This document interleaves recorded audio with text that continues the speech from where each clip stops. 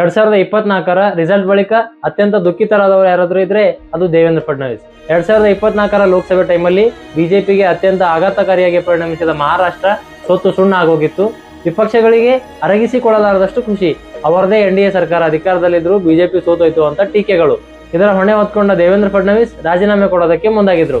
ನಂತರ ಕೇವಲ 6 ತಿಂಗಳಲ್ಲಿ ಇಡೀ ಮಹಾರಾಷ್ಟ್ರ ತುಂಬ ತಿರುಗಿ ತನಗೆ ಯಾವುದೇ ಜಾತಿ ಬಲ ಇಲ್ಲದಿದ್ರು ತನ್ನ ತಂತ್ರಗಾರಿಕೆಯನ್ನು ಉಪಯೋಗಿಸಿ ವಿಪಕ್ಷದವರು ಎಷ್ಟೇ ತುಷ್ಟೀಕರಣ ಓಲೈಕೆ ರಾಜಕೀಯ ಮಾಡಿದ್ರು ಮರಾಠಿಗರನ್ನ ಬಿಜೆಪಿ ವಿರುದ್ಧ ಎತ್ತಿ ಕಟ್ಟುವ ಕೆಲಸ ಮಾಡಿದ್ರು.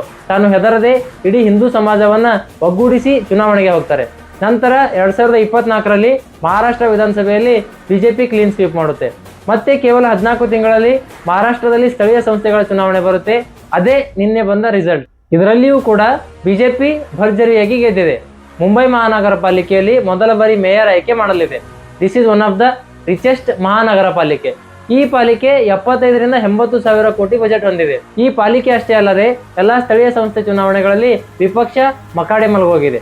ನಾಗ್ಪುರ, ಪುಣೆ, ಕಲ್ಯಾಣ ದೊಂಬಿವಲಿ, ನವಿ ಮುಂಬೈ ಜೊತೆಗೆ ಥಾಣೆ ಈ ಎಲ್ಲಾ ಪಾಲಿಕೆಗಳಲ್ಲೂ ಬಿಜೆಪಿ ಗೆದ್ದು ಬೀಗಿದೆ. ಇವುಗಳ ಜೊತೆಗೆ ಯಾವ ಪಿಂಪ್ರಿ ಚಿಂಚೋಡ ಪಾಲಿಕೆ ಪವಾರ್ ಕುಟುಂಬದ ಹಿಡಿತದಲ್ಲಿತ್ತು ಅಲ್ಲಿಯೂ ಕೂಡ ಫಡ್ನವೀಸ್ ತಮ್ಮ ಬಿಜೆಪಿಯ ಬಾವುಟ ಹಾರಿಸಿದ್ದಾರೆ. ಇವತ್ತು ಮಹಾರಾಷ್ಟ್ರ ರಾಜಕೀಯದಲ್ಲಿ ಬಿಜೆಪಿ ಯಶಸ್ಸಿನ ಉತ್ತುಂಗದಲ್ಲಿದೆ ಅಂದ್ರೂ ತಪ್ಪಾಗಲ್ಲ. ಮಹಾರಾಷ್ಟ್ರದ ಜನ ಹತ್ತಿದ್ದಾರೆ ಇಮೋಷನ್, ಡ್ರಾಮಾ ಇದೆಲ್ಲ ಬೇಡ, ಒಳ್ಳೆ ಗವರ್ನೆನ್ಸ್ ಮತ್ತು ಡೆವಲಪ್ಮೆಂಟ್ ಬೇಕು ಅಂತ.